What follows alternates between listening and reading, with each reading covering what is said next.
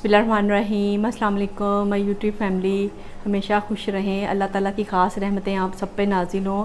आज सिमी किचन में शादियों वाली आलू बुखारे की चटनी बननी जा रही है।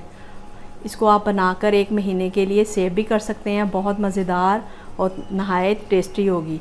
चलें जी स्टार्ट करते हैं। 2 गिलास आपने पानी लेना है, इसको आप गर्म कर लें।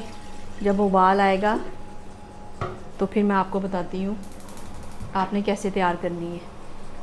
जी व्यूअर्स, पानी बॉयल हो चुका है।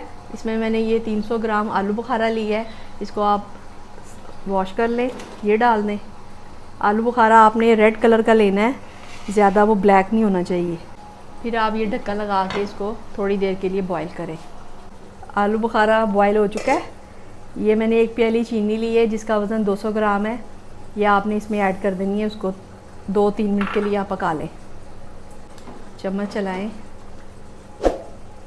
और फिर इसमें 1 चुटकी मैंने ज़ीरा लिया है, 1 चुटकी इसमें काला नमक है और 1 चुटकी इसमें सफ़ेद नमक है।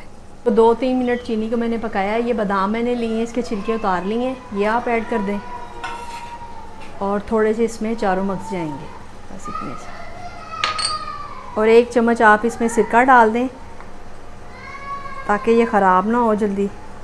और एक माह के लिए आप इसको सेव कर सकते हैं। बहुत मज़ेदार आलू बुखारे की चटनी रेडी हो गई है। मैं आपको डिश आउट करके दिखाती हूँ। जी व्यूअर्स, आलू बुखारे की चटनी रेडी हो चुकी है। आप जिस बर्तन में इसको सेव करें वो बिल्कुल ड्राई होना चाहिए। बहुत मज़ेदार चटनी है, आप ज़रूर बनाइएगा। बाज़ार से कई गुना ज़्यादा बेहतरीन और अच्छी घर में साफ़ सुथरी बनेगी। अब आप मुझे इजाज़त दें। मेरे चैनल को लाइक और सब्सक्राइब करना ना भूलें। अपना बहुत ज़्यादा ख्याल रखिएगा। अल्लाह हाफ़िज़।